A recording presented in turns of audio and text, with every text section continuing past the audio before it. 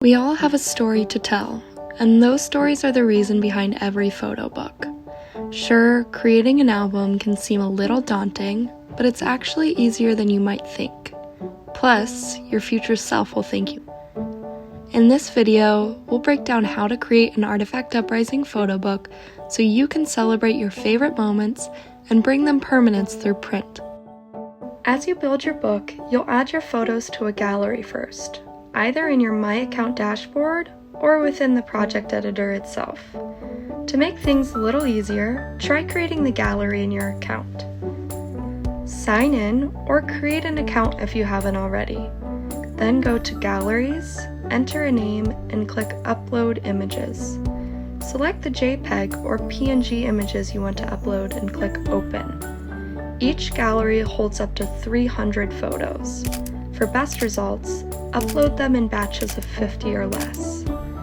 If you're already in the project editor, no need to go back. You can upload your photos by going to the bottom of your screen and selecting the Images tab. Click Add Photos. Then drag the files you want to add directly into the upload box. Or click Upload Photos to select the images you want to add. You can also add your photos by connecting directly to the third-party sources where they live already: Dropbox, Instagram, Google Photos, or Facebook. With your gallery ready to go, it's time to choose a photo book. From heirloom albums to elevated takes on the everyday, there's an option to fit every story. The first step is doing a little research to find out which is right for you. A few questions that can help you decide are: how many photos do I have? Is this a book I want to hand down? Do I want a photo cover?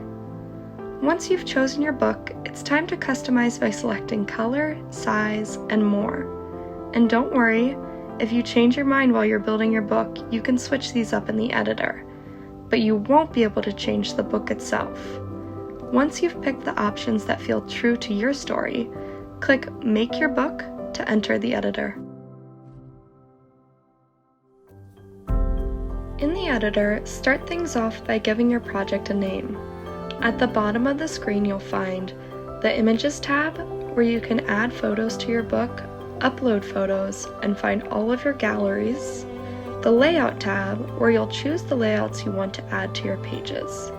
And if you're working with a layout that has text, you'll also see the Text tab, where you can customize your text placement. On the left, you can change color, size, and more by clicking the Customize dropdown. As you build your book, use the Preview button to see an in-progress sneak peek at any time. Now that you know your way around the editor, start laying it all out. If all those blank pages can seem a little overwhelming, that's where autofill can come in handy. Just click the button to have the editor take a first pass at filling your pages. It's easy to change the order of pages or placement of photos once they're all in the book. To swap out a pre-populated layout, select the spread in the left column, click the page in the frame, and choose a new layout from the Layouts tab. Any images already added to the page will still be there in your new layout. Whether it's chronology, color, or the people on the page, there are many ways to organize your book. It's all up to you. To change the order of pages in your book, head to the left-hand column. Hold down on the 3 lines next to any spread and simply drag it up or down in the list. It's that easy. Add photos to the layout by clicking on your selection in the Images tab, followed by the Add button. Or just drag the photo onto the page over any image box. To replace an image that's already on the page, drag a new photo into its place. To make it easier to find the photos you haven't used, click the Hide Used Photos box. Edit any photo you've added by clicking it on the page of your book. If you haven't already edited your photos in another program, try bumping up the brightness just a touch to bring out their best in print. To crop, draw your box and drag it around on the image. Apply your changes when you're all done. As you're putting your story in print, a few tips can go a long way in helping you bring it to life. Try starting your book with a big image that really sets the scene. Add a little variety to your layouts by switching them up or changing the positioning. Let beautiful images stand out by giving them the full page treatment.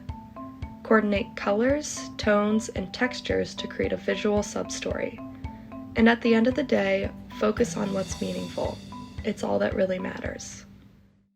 Now it's time for your cover. Saving it for last can make this step a lot easier. Start by choosing a layout. By this point, you'll know how the story took shape and what photo sums it all up the best.